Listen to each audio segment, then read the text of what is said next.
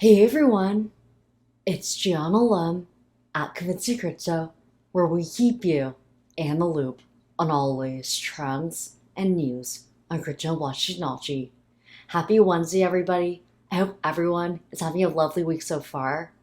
Today, I have a super duper quick update for the Cardano community and anyone interested in Midnight, Cardano's privacy-focused sidechain. A huge opportunity is on the way to get more rewards. As always though, this video is not an endorsement for your project on Cardano in any way. Please do your research before investing in anything. Alright, let's dive into the news today. Here's the tweet. Midnight Network tweeted, Scavenger Mine begins tomorrow, October 30th at 0 UTC. Are you registered yet? Over 22K plus have already pre-registered. Don't miss your chance to join from day one. This is a huge opportunity for anybody to win Night tokens. Reminders, desktop or laptop only. Open to everyone. No DMs or support on social.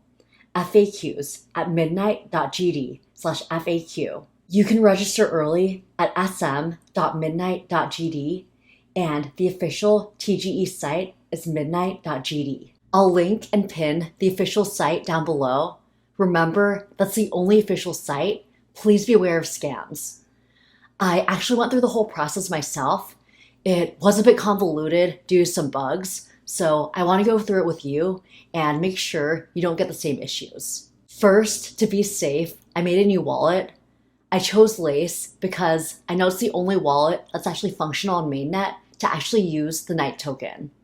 This video is not sponsored in any way, but I wanted to avoid any other issues, and I knew Night and Lace were super compatible. Next, once I was in Lace, I clicked Receive, and I went to Advanced mode. With that, I created a new address. That's gonna be your unused address for the purpose of the claim. Then I went to midnight.gd, the official website, and to start the Scavenger Mine, I clicked Claim Now. I then connected the Lace wallet and authorized the DApp. We're gonna say DApps, it's gonna catch on. DApps are decentralized applications. My destination address was all set, and I accepted and signed the Glacier Drop terms and conditions.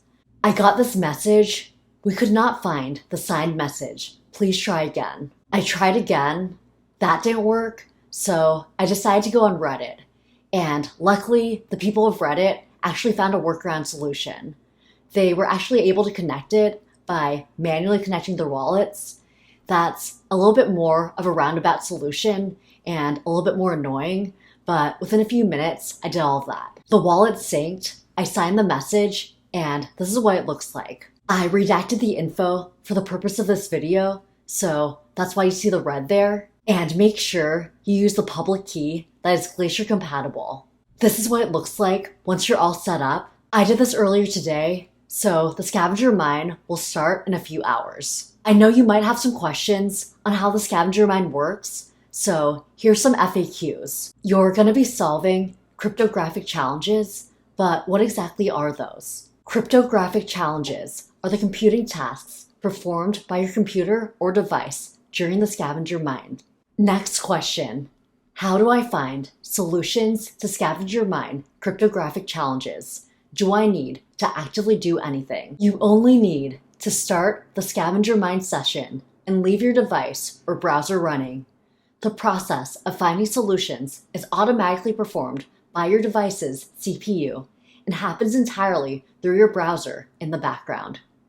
It doesn't require any active effort from you. So if you're lazy, this is a great way to passively earn tokens. Another question a lot of folks had was how much CPU or GPU, memory, and bandwidth will Scavenger Mine use? Scavenger Mine requires at least 2 gigabytes of RAM and takes up a CPU core. Internet bandwidth usage is negligible. So I hope that answered your questions. Let me know what you think in the comments below. Are you excited about the Scavenger Mine? Do you think you'll be doing it? Or what other concerns do you have? Let me know what you think in the comments below. And as always, if you see any crypto scams in the comments or in the ads, please report them.